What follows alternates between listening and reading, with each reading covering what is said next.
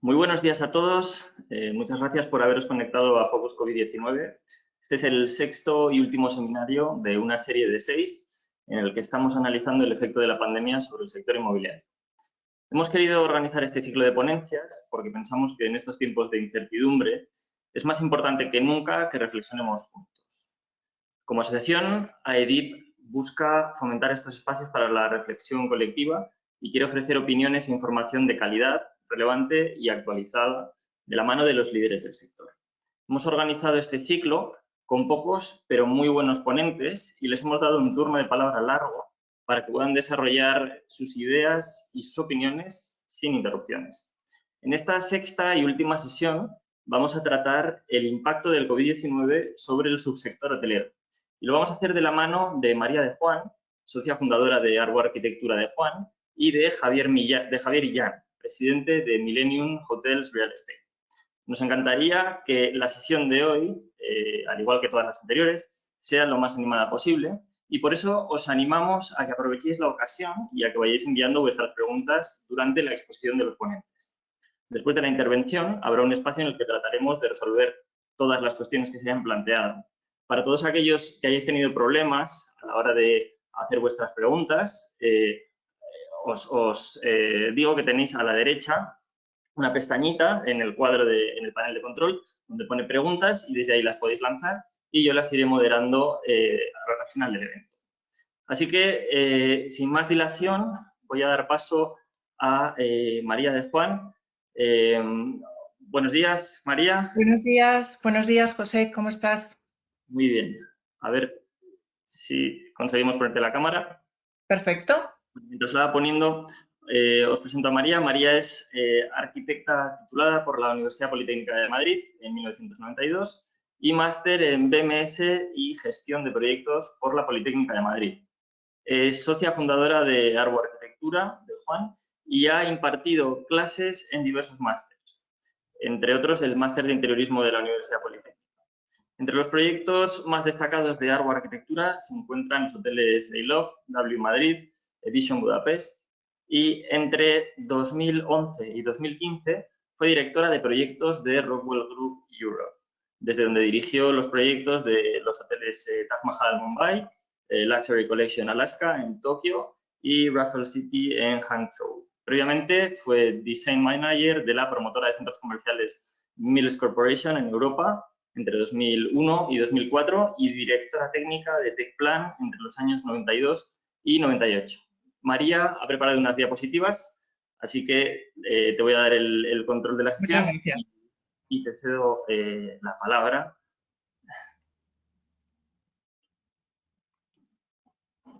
Perfecto.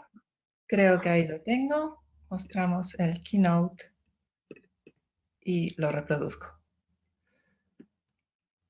Lo estáis viendo, ¿verdad? ¿José? A ver, de momento no lo veo. Vale, pues voy un segundo. Aquí. Perfecto. Ahora sí deberías verlo. Ahora sí, perfecto. Muy bien. Muchas gracias, José. Cuando nos llamaste hace 10 días para invitarnos a participar en esta sesión, aún no sabíamos cuándo íbamos a poder volver a los hoteles y afortunadamente hoy ya sabemos que muchos hoteles de Europa están abriendo y nuestra pregunta ya no es tanto el cuándo, sino cómo vamos a volver.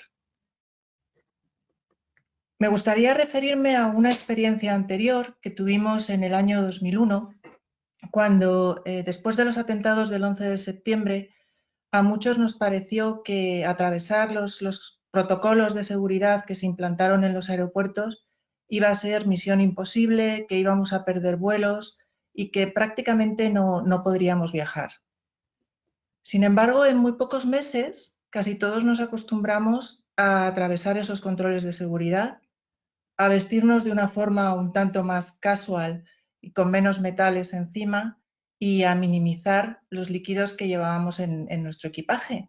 Y lo cierto es que no solo el tráfico aéreo no descendió, sino que el año pasado hemos alcanzado la cota más alta de vuelos low cost en nuestra historia. Y yo María, quiero pensar, sí, perdóname que te interrumpa. No sé si estás proyectando alguna diapositiva porque lo que vemos es un fondo en blanco. ok, pues voy para allá, porque a ver si ahora lo Ahora, veis. ahora sí, Vale, perfecto. perfecto, pues lo dejo en este estado. Fenomenal. Muy bien. Gracias, José, y perdona. Entonces voy a tener que visualizar el navegador. Perdonadme. Bueno, os decía que yo quiero pensar que esto mismo nos va a ocurrir con el mundo de los hoteles, y la razón para ser tan optimista se basa precisamente en la historia de la hostelería. Los hoteles surgieron como una necesidad de estar seguro.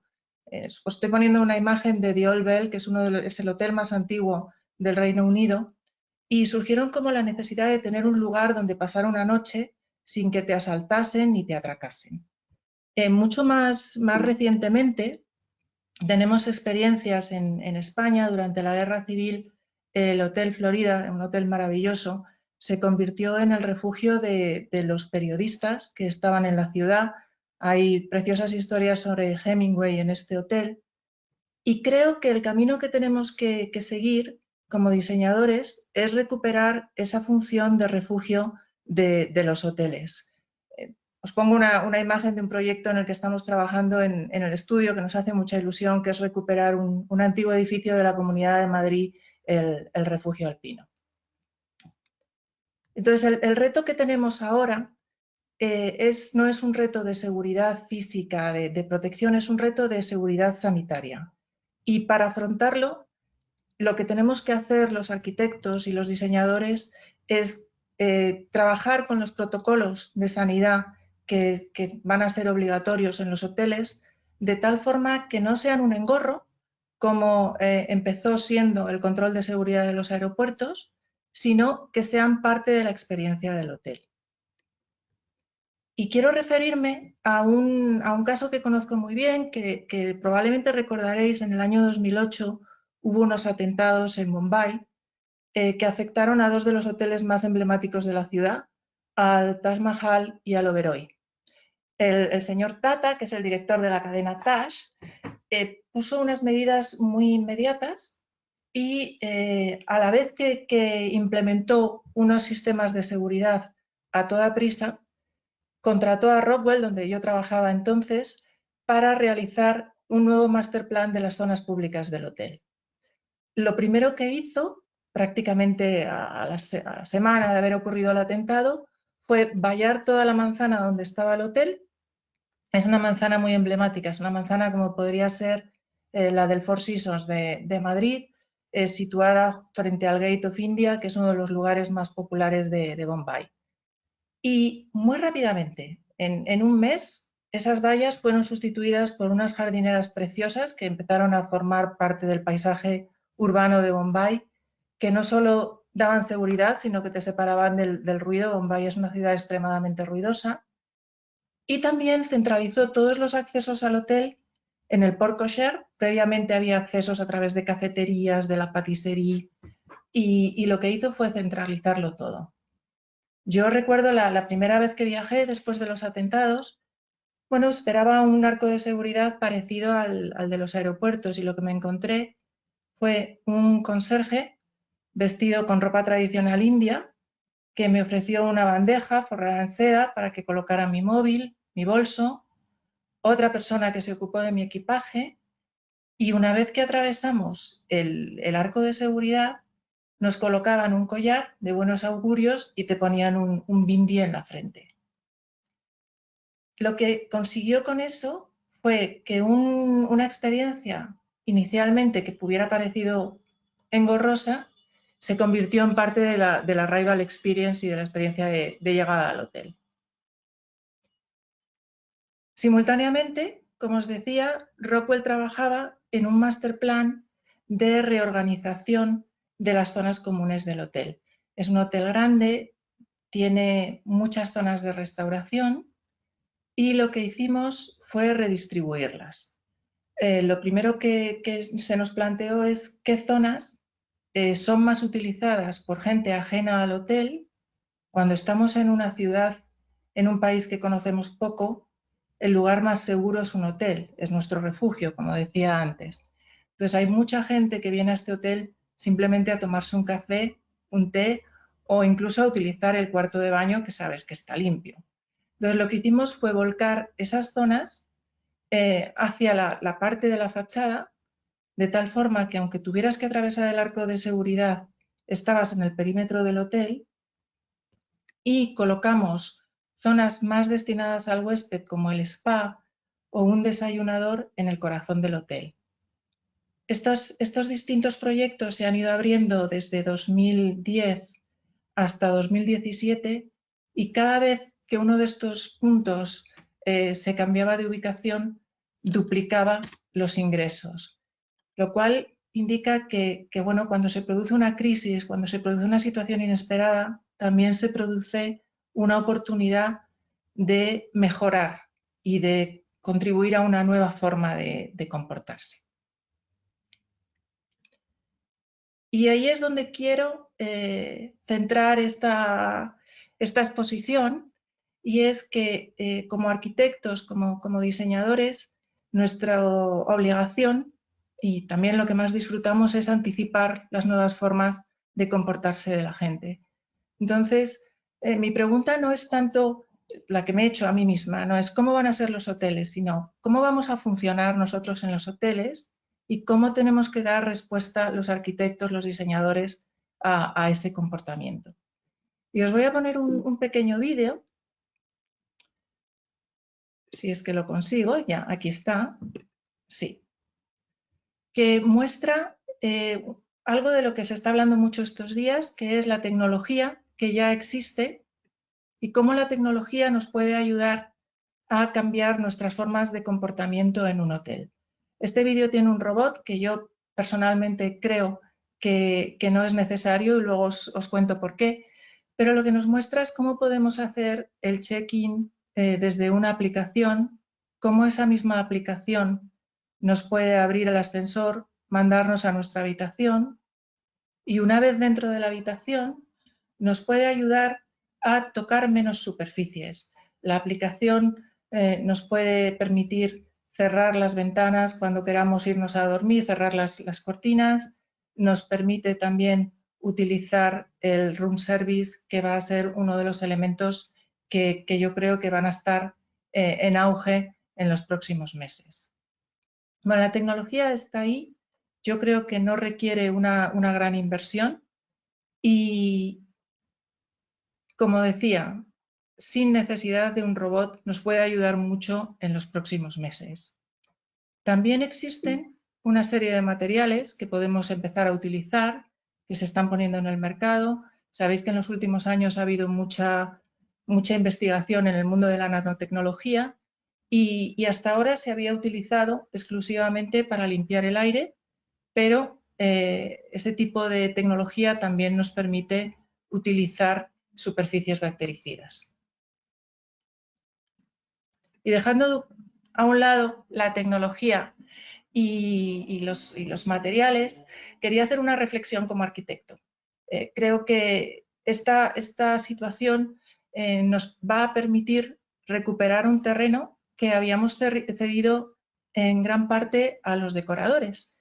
Y pienso que tanto interioristas como arquitectos, en los próximos meses, tenemos una oportunidad única de volver a recuperar la importancia de los paramentos, de las superficies y de los espacios. Y bueno, esta imagen de un hotel estupendo en un edificio de Mies van der Rohe demuestra que cuando el edificio es bueno, cuando el edificio es bello, hace falta muy poco para hacer un lobby espectacular. Al hilo de este lobby, quería hablaros un poco de cómo implementar los nuevos comportamientos en las zonas públicas. ¿Qué vamos a hacer con las zonas públicas de los hoteles? ¿Cómo va a ser nuestra llegada? ¿Cómo van a ser esos lobbies que en los últimos años hemos volcado mucho a la ciudad y al extraño, al hotel? ¿Y qué es lo que va a ocurrir con ellos? Y os traigo esta imagen espantosa de un túnel de lavado. Un túnel de lavado para personas, que es la entrada a una terminal. Esto es lo que creo que no podemos hacer en nuestros hoteles. Nadie va a querer, hace poco lo hablaba con otro cliente nuestro, con un cliente nuestro, me decía, yo no puedo hacer pasar por esta experiencia a los huéspedes. Y es que no tiene por qué ser así. Si nosotros somos capaces de diseñar las cosas bien, no es necesario. Y vuelvo a Asia y os traigo una referencia de cómo los japoneses, que jamás pensarían en entrar en sus casas descalzos ni en meter un paraguas en un edificio, porque eso arrastraría suciedad y agua dentro del edificio, los japoneses integran unos paragüeros gigantes en los lobbies de todos los edificios. En este caso es un edificio de Le Corbusier y por mucho paragüero que le pongas no lo vas a estropear, pero es que además este paragüero está bien diseñado y está bien encajado dentro del edificio. Entonces creo que nuestra tarea es encajar bien los felpudos desinfectantes si es que son necesarios, encajar bien los dispensadores de gel y permitir que haya espacios donde gradualmente vayamos haciendo una entrada en el hotel de tal forma que una vez atravesado todo ese túnel virtual nos sintamos más seguros, no ya que en la calle, sino que incluso en nuestra propia casa. Hay muchas formas de hacerlo. Una de ellas, que yo creo que sería particularmente divertida para los resorts, está ya propuesta en el Andaz de Wailía, y es, tú llegas a un resort y una persona del hotel te puede ofrecer que te quites los zapatos y que a partir de ahí hagas tu check-in sobre la arena de la playa o con unas alpargatas de cortesía del hotel. En las ciudades tendremos que ir a otros recursos, pero pensemos en este tipo de actuaciones que nos hagan más agradable la llegada. Hablando con el equipo del estudio, nos parece que uno de los puntos más complicados van a ser los ascensores. En Europa hacemos ascensores pequeños, es difícil mantener la distancia de seguridad. Este es un ejemplo de cómo se está haciendo en Asia. Se dibujan en los ascensores unos cuadraditos en los que tienes que estar de pie, y lo peor para mí no es estar en un cuadradito. Para mí lo peor es que estás castigado mirando a la pared. Entonces, ¿qué podemos hacer nosotros para que ese castigo sea un poco menos desagradable? Pues algo tan sencillo como meter más espejos en los ascensores para que por lo menos te puedas peinar o tener una noción de quién es ese señor que te está dando la espalda en el otro lado, ¿no? Como vemos en esta imagen. Y creo que en los primeros meses vamos incluso a recuperar un puesto de trabajo, ahora que tantos se pierden, que es el del ascensorista.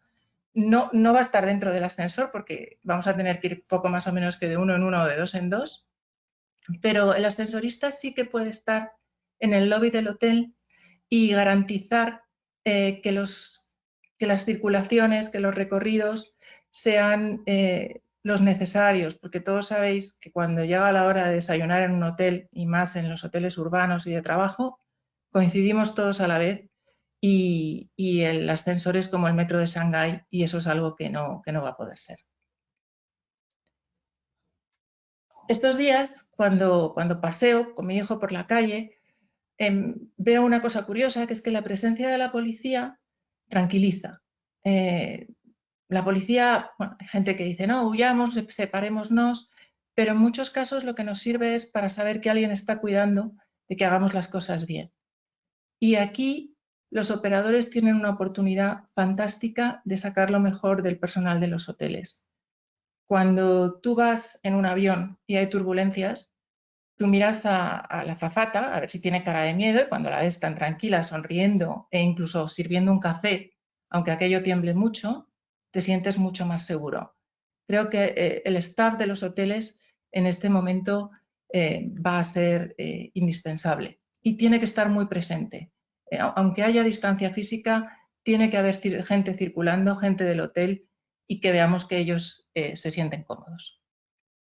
Entro rápidamente para no alargarme mucho en cómo podemos repensar las zonas públicas. Sabéis que en la última década ha habido una tendencia a zonas públicas sin fragmentar, continuas, donde mezclábamos lobby, lounge, desayunador, restaurante, Vamos a tener que revertir esa situación en los primeros meses. Los hoteles tienen unas amplias zonas públicas, se pueden fragmentar e incluso yo pienso que las zonas más destinadas a MICE, a eventos que probablemente sean las que más sufran a corto plazo, se podrían reconvertir de forma temporal en restaurantes. Volviendo a lo que decía antes, la oportunidad de los arquitectos. Hay restaurantes como la Manduca Zagra en Madrid que no van a necesitar hacer nada para poner los protocolos de la seguridad, porque ya guardan las distancias de seguridad, no hay excesiva decoración. Bueno, pues nuestros ballroom, las salas de reuniones, probablemente se puedan convertir en pequeños puntos de restauración para que el huésped se sienta más seguro, mientras que las que están más volcadas a la calle nos pueden ayudar a los operadores a recuperar parte de los ingresos que al principio se verán afectados por una baja ocupación. Y la razón para esto es que es mucho más seguro el restaurante de un hotel que un pequeño bar de la calle. O sea, los hoteles tienen muchas más posibilidades de implementar protocolos de seguridad, tienen un staff mucho más personalizado y tienen los medios. Y en el caso de resorts, esto se puede hacer incluso con instalaciones muy livianas, muy temporales, como esta del Bahía del Duque, que es un comedor estupendo al aire libre, donde también se pueden respetar los protocolos de seguridad. Y una muy corta reflexión sobre las habitaciones. Este es nuestro Dela Loft de Madrid, que abrió el año pasado. Mi idea es que las habitaciones van a ser más sencillas, van a minimizar el mobiliario. Antes hemos visto las aplicaciones que nos pueden ayudar a utilizarlas, pero sí creo que hay que hacer una reflexión en el guest room mix, en el número de habitaciones interconectadas. En los próximos meses, si el aforo es bajo, los que viajemos por trabajo vamos a necesitar un sitio no solo donde dormir seguros, sino donde trabajar seguros. Entonces, si tenemos habitaciones intercomunicadas, podemos ofrecer una zona donde dormir y una zona donde trabajar y con un rate un poquito más alto ofrecer un producto mucho mejor. Me consta que en Madrid los poquísimos lugares que están abiertos ya son apartoteles donde puedes tener este tipo de experiencia. Y termino con un sueño. Yo creo que los diseñadores tenemos que soñar, tenemos que pensar más allá. No solo tenemos que pensar cómo vamos a salir de esta, sino que vamos a pensar a futuro. Casi todo el mundo dice que esto puede volver a ocurrir. Esperemos que sea dentro de mucho. Pero por si ocurre, quiero enseñaros lo que la tecnología nos podrá ayudar a hacer en una situación parecida en el futuro. Y nos puede ayudar a que nuestra habitación de hotel se convierta en un lugar desde el que viajar, desde el que más que un confinamiento sea una oportunidad para ver cosas nuevas y para disfrutar.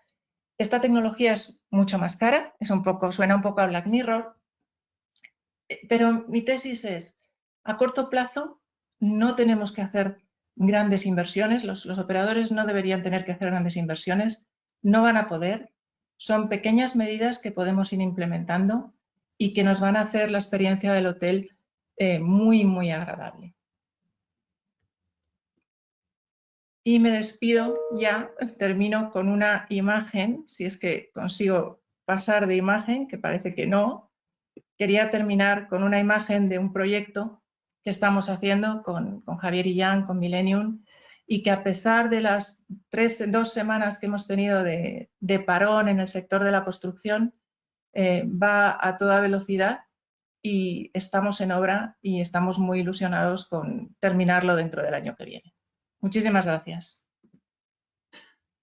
Pues muchas gracias a ti, María, por haber dado una visión bueno, pues más luminosa de lo habitual, ¿no? Y por haberte centrado también en las oportunidades, ¿no? que nos ofrece, bueno, pues esta crisis, ¿no?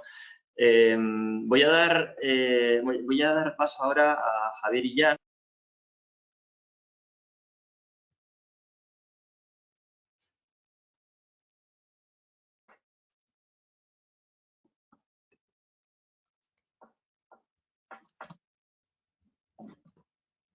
¿Nos escuchas, Javier? Sí, os escucho. Buenos días a todos. Gracias, José. Bueno, voy a presentar a Javier. Javier comenzó su carrera profesional en 1994 en una empresa familiar dedicada a la construcción y al desarrollo inmobiliario. Durante esa época participó activamente en el desarrollo y en la construcción de 600 viviendas en La Coruña y en el Hotel Vilagaros, en Baqueira Beret, la estación de esquí más famosa de España. En 1997 creó su primera empresa, centrándose en proyectos de inversión inmobiliaria con reposicionamiento. Tras el éxito obtenido, en el año 2000 fundó Grupo Millennium como un vehículo de inversión inmobiliario cerrado, un club deal, que incluía activos comerciales, oficinas y hoteles ubicados en zonas prime de Madrid, cuya estrategia de valor se basaba en el reposicionamiento para su posterior alquiler o venta. En 2010, y en paralelo al club deal, comenzó una división de desarrollo residencial, posicionando a Grupo Millennium como una referencia nacional de desarrollo residencial de lujo, con edificios tan emblemáticos como la Plaza de la Independencia 5, edificio Millennium, Hermanos Becker 4, Alfonso XII número 24 o Alfonso XII número 38. A día de hoy, Javier ha participado en la adquisición de reposicionamiento y venta de activos por un importe de unos 400 millones de euros. Javier es en la actualidad el presidente del Grupo Millennium. Javier, te cedo la palabra y cualquier cosa que necesites, pues estamos aquí. Muchas gracias, José. Sí, bueno, yo creo que como estabas comentando y por las fechas que has dicho, ya tengo muchos años de experiencia en el sector. Dentro del sector hemos invertido en casi cualquier tipo de activo inmobiliario, fundamentalmente oficinas, locales comerciales, luego la parte residencial y luego hoteles, que hemos estado invirtiendo en hoteles del año 2009 y ahora mismo tenemos una compañía cotizando en bolsa que se llama Millennium Hotel Real Estate, que tiene ahora mismo 9 hoteles. Y yo creo que un poco toda la visión que nosotros teníamos hace años, hemos tenido y hemos mantenido, yo creo que puede ser una buena línea argumental a la situación que tenemos ahora mismo y cómo vemos nosotros el momento actual en el sector hotelero y cómo vemos los años venideros, ¿no? Nuestra visión siempre ha sido más enfocada a la calidad que al volumen y yo creo que eso en España es algo que debemos primar. Yo creo que estas circunstancias como las que estamos viviendo, cuando todo lo masivo parece que va a ser menos habitual que lo más exclusivo, yo creo que debería ser la tendencia que cojamos en el sector hotelero español. España tiene unas características de país y tiene unos atributos muy difícilmente encontrables en el mundo. Tenemos un tamaño de país muy adecuado para que un viajero, un turista pueda conocer varias localizaciones, no solamente uno. Tenemos el norte, tenemos el sur, tenemos playa, tenemos montaña, tenemos una gastronomía exquisita a lo largo de todo el territorio nacional y yo creo que tenemos que hacer una apuesta. Yo creo que en los últimos años se estaba ya viendo esto que se llamaba la reconversión y la transformación del sector, pero yo creo que ahora mismo, igual que en varios temas que muy acertadamente comentaba María, estas situaciones de crisis, estas situaciones tan estresadas como las que estamos viviendo, al final lo que tienen que hacer es ayudarnos a implementar y acelerar determinadas nuevas tácticas o nuevas estructuras que antes estaban pues en el mercado, pero que tampoco las tomábamos tan en consideración. Yo creo que ahora mismo, y solo por la plataforma que estamos utilizando se ve, antes seminarios, conferencias a través de Internet no eran habituales, ahora lo son mucho.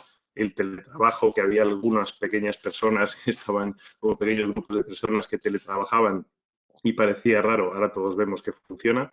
Y luego hay experiencias que son experiencias absolutamente personales, físicas y que no van a poder ser, entre ellas, por ejemplo, los hoteles. Yo creo que el turismo es un commodity mundial, yo creo que el turismo, como bien indicaba María, es una tendencia que a medida que han ido avanzando los años, a medida que muchas clases intermedias se han ido incorporando al turismo, en el mundo crece exponencialmente. Tenemos que tener en cuenta que en los países asiáticos, que son donde más número de habitantes en el mundo tenemos, no han sido viajeros activos hasta hace poquísimos años y estamos hablando de miles, 2.000, 3.000 millones de personas que se van incorporando al turismo. Por lo cual el turismo es absolutamente un commodity, como decía, que va a seguir existiendo y demás. Es verdad que en unas circunstancias tan graves como las que estamos viviendo, y es verdad que además lo profundo de la crisis sanitaria y económica en general nos hace pensar en explorar cómo va a ser el futuro y demás. yo soy todavía más positivo que María, ¿no? Y a mí me parece que no debemos perder de vista que llevamos 2 meses en estas circunstancias, no llevamos años, llevamos 2 meses, que estas circunstancias en el primer mundo, lo que se llama el primer mundo, pasan menos, pero en África y en otros sitios ha habido malarias, ha habido pestes, ha habido un montón de enfermedades donde durante un tiempo limitado, evidentemente, hay unas limitaciones de contacto y unas limitaciones de movilidad, como lo estamos sufriendo nosotros ahora mismo, pero cuando pasan, la gente vuelve a algo muy similar a la vida anterior, ¿no? Yo no creo que tengamos que volver a la vida anterior, porque también yo creo que esto nos tiene que servir para entender que había determinadas cosas que se estaban haciendo mal. Yo creo que esta tendencia que ahora mismo todos hemos olvidado, que venía por la sostenibilidad, por cuidar mejor nuestro planeta y demás, pues yo creo que es un clarísimo acelerador esto que nos ha pasado, pues para retomar esa tendencia, intentar hacer las cosas mejor, pero yo creo que el contacto humano, que es muy importante, y más en un país latino como España, yo creo que no se va a perder. Es verdad que tenemos que aprovechar para implementar determinadas aplicaciones informáticas o determinadas medidas de seguridad, si bien es cierto que yo no creo que tengamos que estar manteniendo esta distancia o ir con mascarilla toda la vida y ahora mismo ya nos encontramos en países donde teniendo las precauciones sanitarias adecuadas se está precisamente volviendo a algo muy similar a la vida que teníamos antes y repito, llevamos 2 meses, ¿no? En la parte de los hoteles, entrando un poco en el caso español, España es un país eminentemente turístico, es un país de servicios, porque cuando hablamos de hoteles, la gente confunde 12-13% del PIB que puede tener la parte hotelera de peso sobre el mismo, pero todo el resto de servicios están muy correlacionados con los hoteles, lo que son los restaurantes, lo que son los museos y lo que están. Yo creo que probablemente estemos hablando de un país en el que el peso del turismo, el peso de los servicios supera el 40%, con lo cual en España deberíamos, y yo creo que el gobierno debería tomar en consideración que nuestro mayor ingreso y nuestro mayor beneficio viene precisamente de hacer un país enfocado a lo que mejor sabemos hacer, que es el turismo, a los atributos que tenemos dentro de este país y deberíamos, yo he hecho en falta, de hecho, que no se haya creado un comité de crisis o un ministerio o algún departamento especializado que realmente trate y busque soluciones para el tema hotelero. En el tema hotelero hay dos partes muy diferenciadas, ¿no? Hay una parte que es la propiedad, el inversor hotelero como somos nosotros. Nosotros no somos operadores de los inmuebles, somos dueños de los inmuebles y nosotros llegamos a acuerdos con los mejores operadores, los que pensamos que mejor van a operar nuestros activos para obtener una rentabilidad para ellos y para nosotros, ¿no?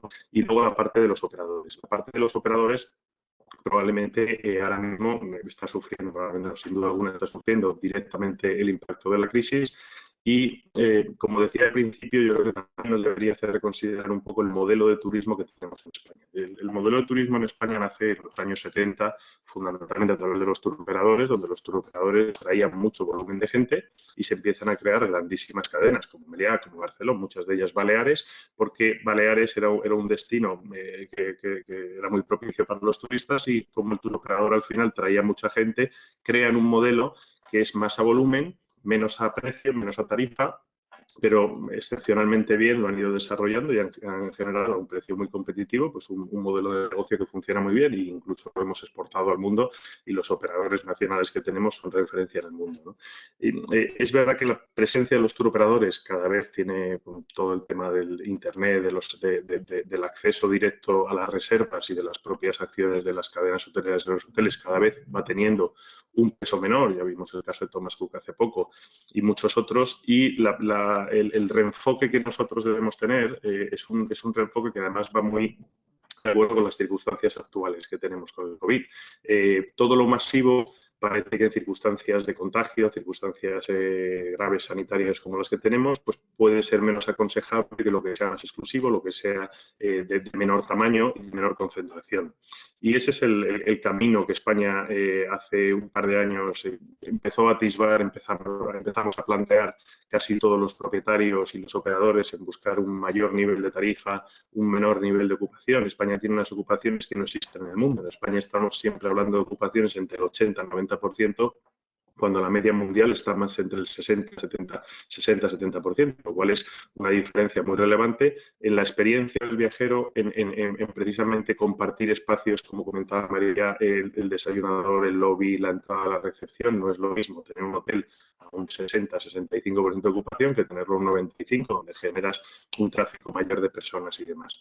Yo creo que estas circunstancias nos tienen que servir para aprender. Yo creo sinceramente que ahora mismo todos tenemos una visibilidad muy reducida. Yo desde el primer día cuando empezó la pandemia he ido viendo sucesivas proyecciones de analistas, de personas, unas más capacitadas, otras menos, donde todo el mundo quería predecir el futuro. El predecir el futuro, saber lo que va a pasar, nos da una seguridad que en estas circunstancias todos buscamos, ¿no? Pero la realidad es que esto se va adivinando y se va viendo la realidad paso a paso, poco a poco. Nuestra visión al 18-19 de mayo no tiene nada que ver con la que teníamos el 19 o el 20 de marzo, ¿no? Y yo creo que probablemente en un mes, espero, en el mes de junio nuestra visión sea diferente. Yo creo que el verano va a ser un verano complicado, evidentemente, para los operadores y para el sector, porque vamos a tener aún unas limitaciones de movilidad y fundamentalmente yo creo que el turismo español depende mucho de la entrada de extranjeros y si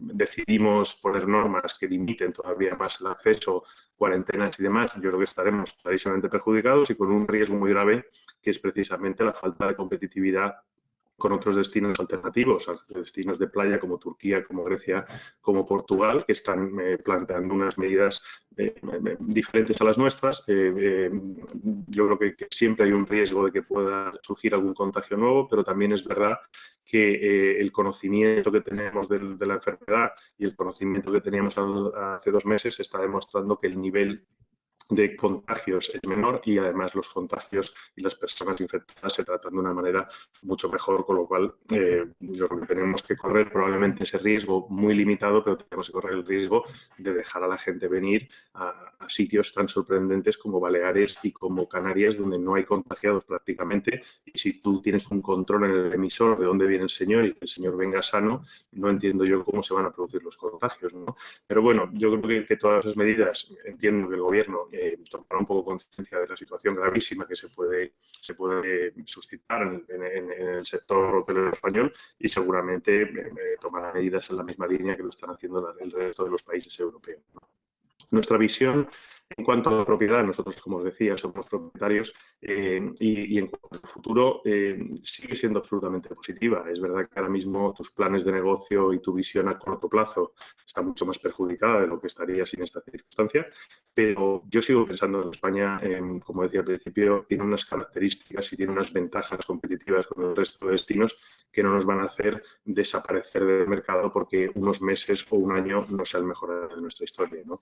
Yo creo que a medida que vayamos volviendo a la realidad, y yo además creo que no va a ser tan largo como muchos pensamos o pensábamos hace 2 meses, el mercado hotelero español tiene unas fortalezas impresionantes. España ha ido evolucionando mucho en las categorías de las cadenas. Nosotros, siendo el líder mundial de turismo durante muchísimos años en cuanto a número de visitantes, curiosamente las mejores cadenas, los Four Seasons, los Marriott, muchos otros no estaban presentes aquí.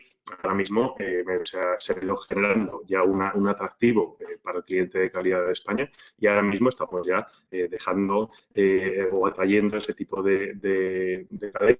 No solo una cadena en sí, sino que son fundamentalmente también una ventaja muy adicional, que es el tipo de cliente que atraen. España necesita un tipo de cliente que haga consumo en España, que tenga una buena una buena movilidad dentro del país, que sea visitante de varias de las ciudades súper interesantes que tenemos, perfectamente conectadas y con unas infraestructuras absolutamente sorprendentes. No os quito más tiempo, encantado, os contesto las preguntas que necesitéis y un placer poder dar mi visión particular sobre el sector y sobre el momento. Muchas gracias a ti, Javier. Yo creo que podemos comenzar con el turno de preguntas, si queréis. María, te pongo el vídeo también. Y vamos al lío. A los asistentes os rogamos, por favor, que participéis y que aprovechéis la ocasión para preguntar a María y a Javier. Y vamos con una primera pregunta que nos lanza Javier García Monsalve.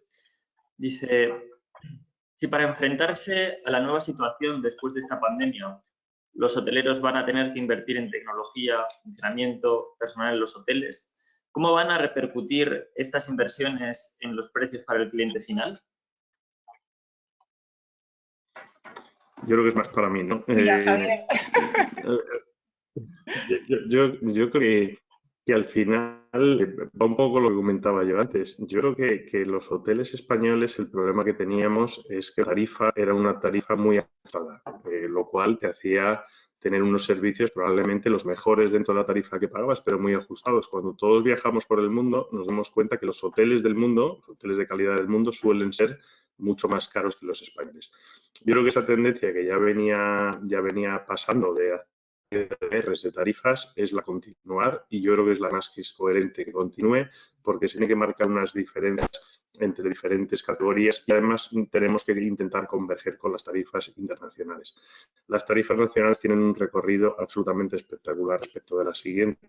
Creo que en esa tendencia a converger todos estos mayores costes que va a tener que soportar un operador están incluidos sin duda, por lo cual no creo que vaya a haber una gran diferencia. Probablemente sí sea un acelerador de esta implementación de mayores tarifas, pero no creo que haya una diferencia con lo que hubiera pasado en otro timing, probablemente.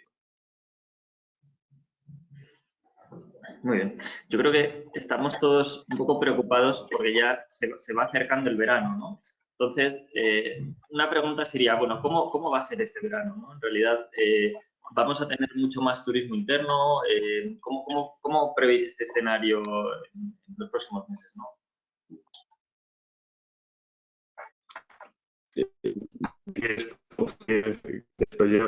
Yo os lo contesto rápido si queréis, pero luego me voy a, porque tiene una visión muy interesante. A ver, en España el turismo, en lo que es playa, que es la vida de estas fechas, son las fechas que empezamos, eminentemente va a ser nacional, evidentemente, porque tenemos unos desplazamientos vía coche absolutamente seguro, vas a salir de tu casa, vas a llegar al destino que elijas y ahora no creo que el problema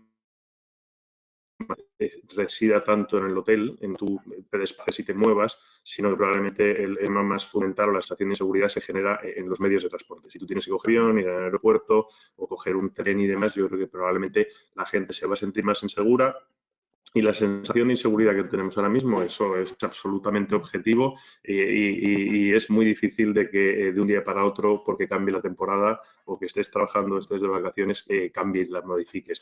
Es verdad, yo oí ayer en una noticia de TUI muy interesante, donde decía que ellos han por perdido el verano en España y que ellos, en el caso que se lo permitan, tienen previsto, porque entienden que hay una cierta demanda, de vender Baleares, de vender Canarias y de vender determinados destinos, lo cual me parecería lo más lógico, porque como decía antes, estás hablando de localizaciones en España donde el nivel de contagio es muy bajo. Pero a pesar de las buenas voluntades de TUI, yo creo que probablemente a final del verano, final de agosto, septiembre, pues puede haber un repunte a lo mejor de visitantes extranjeros. Sin duda, lo que es junio y julio va a ser absolutamente nacional, lo cual va a venir muy bien porque vamos a redescubrir el gran país que tenemos. Sí, yo estoy de acuerdo contigo, Javier, y además pienso que, bueno, siguiendo con mi tono optimista, que si algo nos ha enseñado esto es que no tenemos por qué hacer las cosas a la misma hora, ni a la vez, ni en los mismos meses. Entonces, de la misma forma que al principio de la crisis del COVID hubo gente que se tuvo que tomar vacaciones forzosas, pues posiblemente haya personas que ya acostumbrados a tener a los niños en casa digan, pues no viajo en agosto, viajo en otro mes. Entonces yo creo que se va a producir una redistribución del turismo a lo largo de los meses y que lo bueno será que cuanto más tiempo pase, más ganas tendremos de viajar. Nos pregunta Rocío Rodríguez Araque. Algunas cadenas hoteleras del sur anunciaban que no les compensaba abrir este verano. ¿Tiene sentido no abrir? ¿Es mejor abrir con la mitad de ocupación? Hombre, si fuera la mitad de ocupación, sin duda abrirían todas. Yo con varios de los operadores con los que tenemos hoteles, y me estaban comentando que en entornos del 30% ellos les compensa abrir. Los gastos que tienen que seguir manteniendo, teniendo un hotel cerrado, pues estará abierto por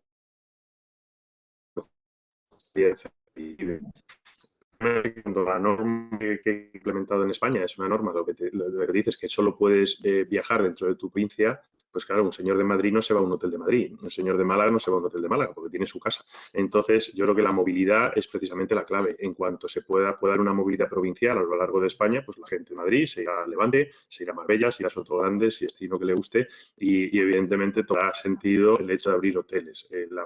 Los hoteles son un negocio intensivo en personal. Abrir un hotel tiene unos costes importantes y los no lo harán hasta que no tengan la seguridad de que existe una cierta demanda. La demanda extranjera, como decíamos antes, es la base del turismo, pero la demanda española también es importante, entonces no vamos a llegar a grandísimas ocupaciones, tanto tengamos la posibilidad de movernos libremente, sin duda alguna los hoteleros volverán a abrir, ¿no? Muy bien. Bueno, yo creo que en las dos charlas que hemos escuchado hoy ha habido un tono bastante optimista, ¿no? Entonces, yo quisiera preguntaros un poco más sobre las oportunidades que vosotros veis a medio plazo, ¿no? María hacía mucho hincapié en la tecnología. ¿Qué otros aspectos pensáis que se van a poner de relevancia de ahora en adelante?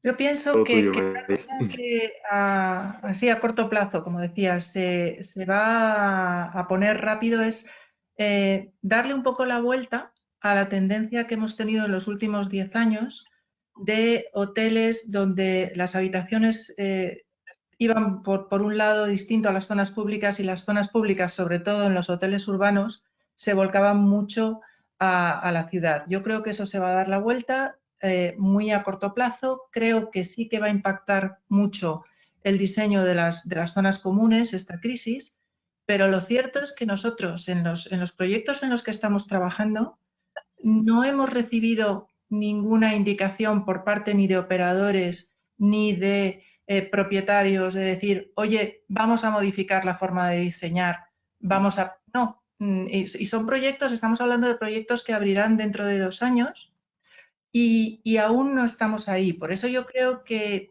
sería importante que reflexionáramos todos los que estamos en este lado en antes decía Javier, ¿no? Crear un comité, crear un grupo. A mí me consta que, por ejemplo, en Canarias los hoteleros sí se han puesto de acuerdo para pensar cómo nos va a impactar esto, pero yo sí echo de menos eso, ¿no? El decir, bueno, nos vamos a comportar de otra manera, vamos a variar algo y tenemos que adaptar los proyectos de los hoteles.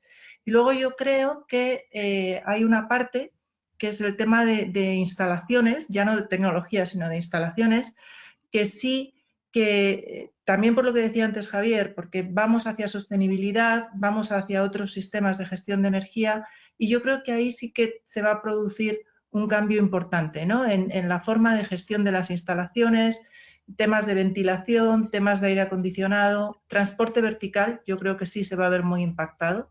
Lo decía antes, aparte de tener los hoteles probablemente más baratos de Europa, ¿no? Tenemos también los hoteles con los ascensores más pequeños. Y eso, pues aún nadie lo ha reflexionado mucho, pero creo que son cosas que tenemos que modificar.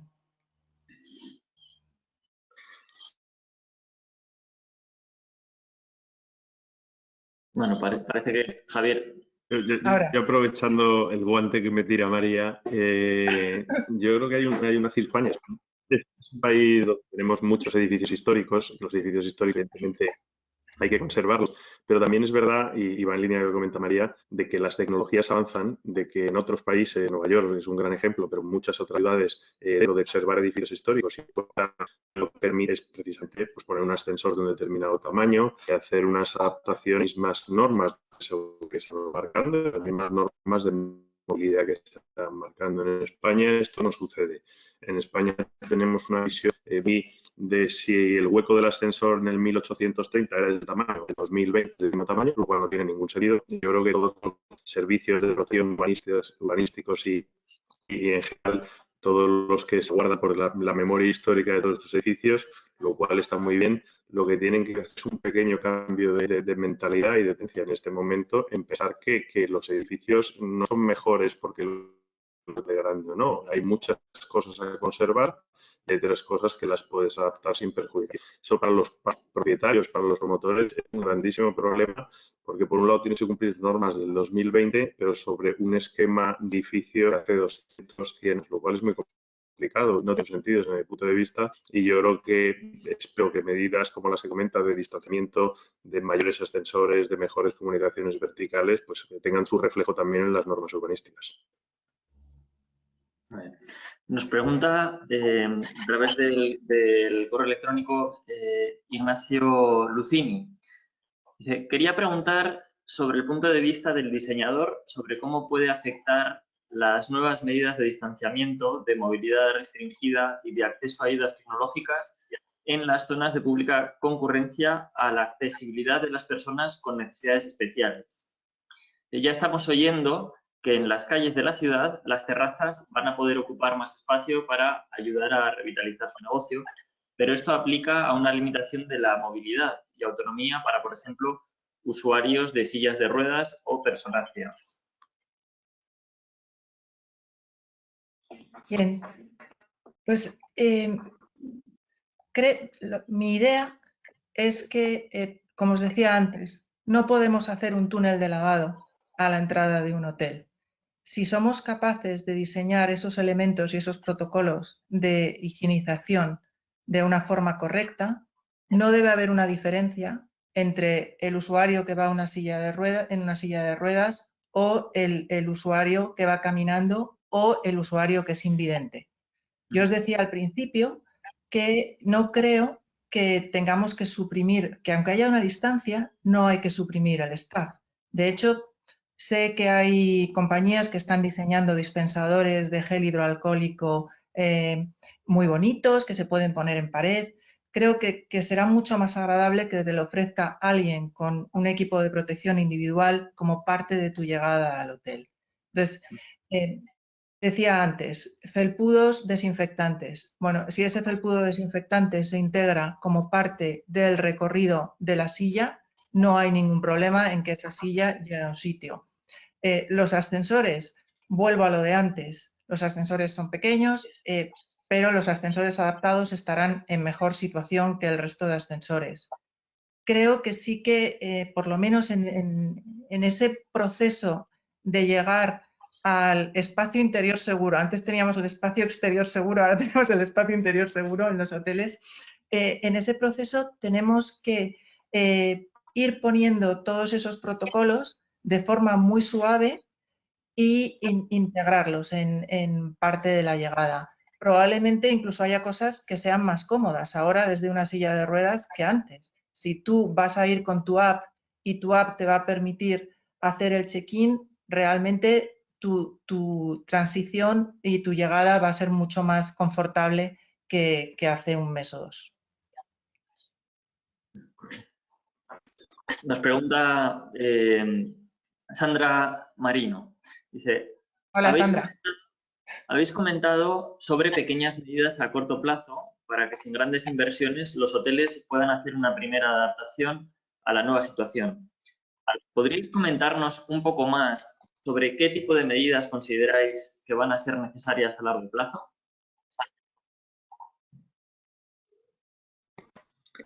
En cuanto al diseño, entiendo, María, puedes ayudar tú más, ¿no? Sí. Sí. Bueno, yo, fíjate, Sandra, yo pienso como Javier, esto ya es un pensamiento muy personal, más que profesional, ¿no? Pero antes Javier hacía referencia a África.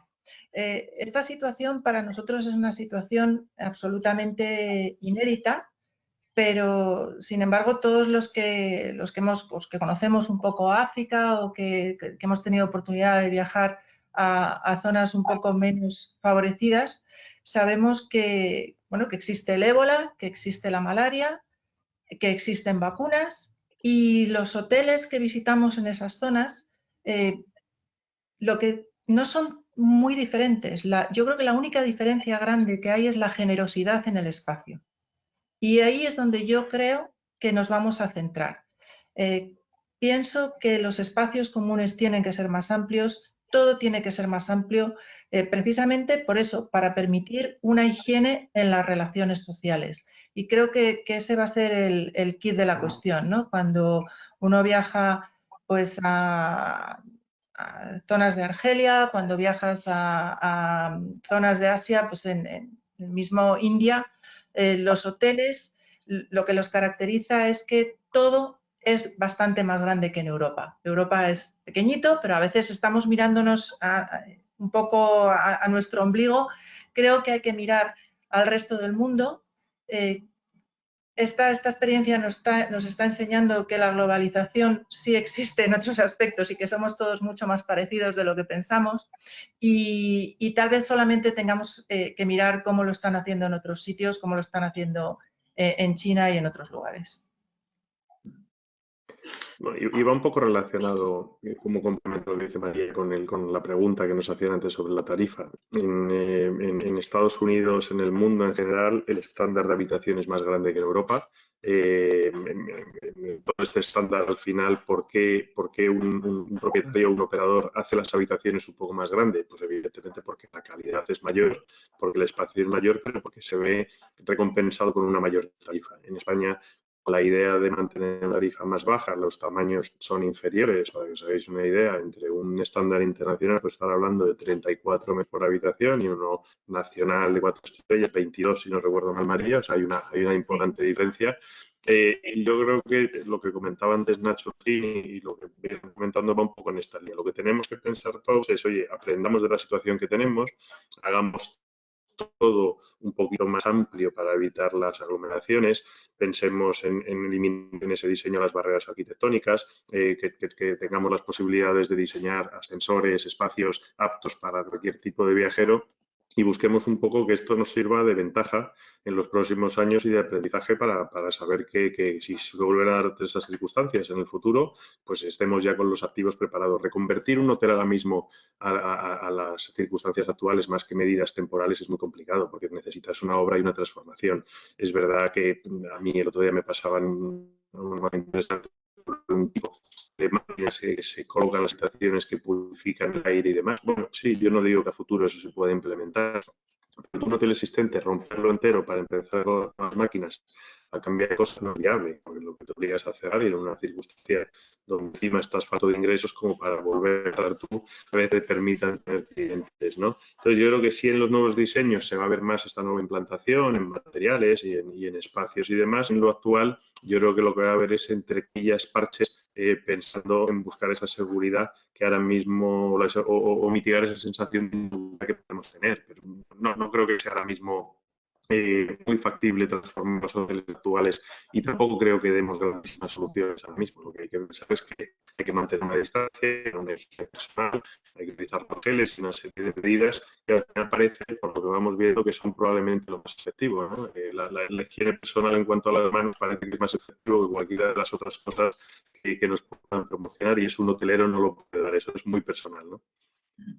Bueno, nos estamos quedando ya sin tiempo. Vamos a lanzar una última pregunta. Tenemos algunas más, pero, en fin, el tiempo es el tiempo, ¿no? Entonces, nos pregunta Emilio González.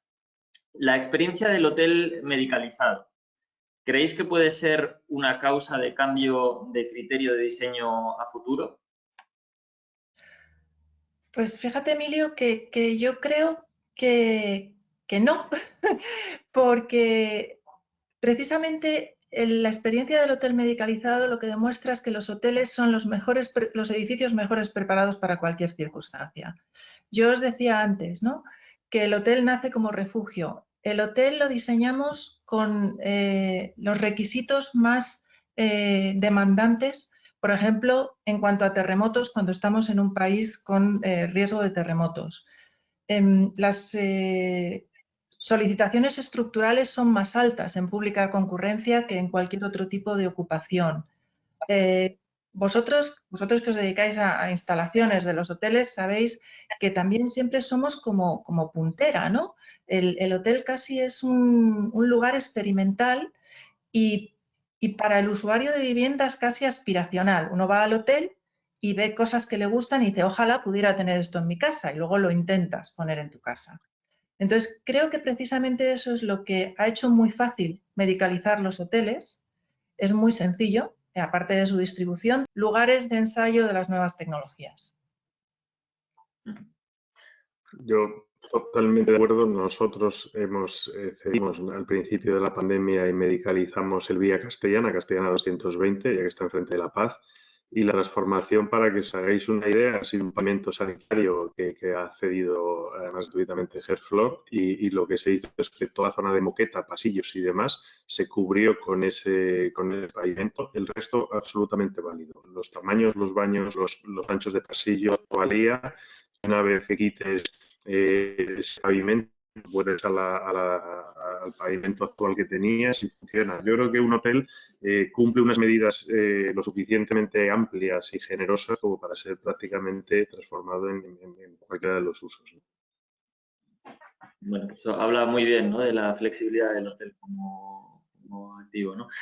Bueno, yo creo que con esta pregunta ya nos despedimos. Muchas gracias, María y Javier, por haber compartido con nosotros vuestras opiniones y vuestras reflexiones. Ha llegado el momento para nosotros de poner punto y final a este ciclo de seminarios. Han sido 6 jornadas breves pero intensas, en las que hemos intentado arrojar algo de luz sobre la situación que estamos atravesando. Desde AIDIP queremos agradeceros de corazón a todos los que habéis dedicado unos minutos de vuestro día a conectar con nosotros y esperamos que os haya resultado interesante. Os invitamos a que estéis pendientes de nuestros próximos eventos. Podéis inscribiros a nuestro newsletter en nuestra página web, aedip.org, y seguirnos a través de nuestros perfiles de LinkedIn y Twitter. Muchas gracias de nuevo a todos por asistir y muchísimas gracias, María y Javier. Un abrazo y hasta la próxima. Muchísimas gracias. Muchas gracias. Gracias, José.